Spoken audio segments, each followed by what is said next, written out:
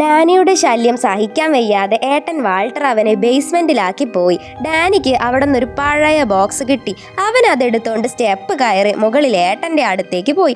അപ്പോഴും വാൾട്ടർ അവിടെ ഇരുന്ന് ടിവിയിൽ മുഴുകിയിരിക്കുകയായിരുന്നു. വാൾട്ടറിന്റെ മുന്നിൽ നിന്ന് ആ ബോക്സ് ഡാനി തുറന്നു. അതിലൊരു ഗെയിം ആയിരുന്നു. വാൾട്ടർ മൈൻഡ് ചെയ്യാതെ TV കണ്ടിരിക്കുകയായിരുന്നു. ഡാനി ഗെയിം കളിക്കാൻ തുടങ്ങി. സ്റ്റാർട്ട് അടിച്ചപ്പോൾ ആ ബോക്സിൽ നിന്നൊരു കാർഡ് പുറത്തേക്ക് വന്നു. അവൻ അതിൽ നോക്കിയിട്ടൊന്നും മനസ്സിലാവാഞ്ഞിട്ട് വാൾട്ടറിന് കാണിച്ചു കൊടുത്തു. അതിൽ ഉൽക്കമഴ എന്നായിരുന്നു എഴുതിയിരുന്നത്. നീ പോയി നിന്റെ പണി നോക്ക് മോനെ എന്ന് പറഞ്ഞിരിക്കായിരുന്നു. പെട്ടെന്ന് ആ കാർഡിൽ ഒരു തുള വീണു. അതിന് പുകയും വരുന്നു. മുകളിലേക്ക് നോക്കിയപ്പോൾ അവിടെയും തുള. TVയിലെ സിഗ്നൽ പെട്ടെന്ന് പോയി. വീട് കുലുങ്ങാനും തുടങ്ങി. വീടിന്റെ മുകളിലേക്ക് ചെറിയ തീക്കല്ലുകൾ വീഴായിരുന്നു.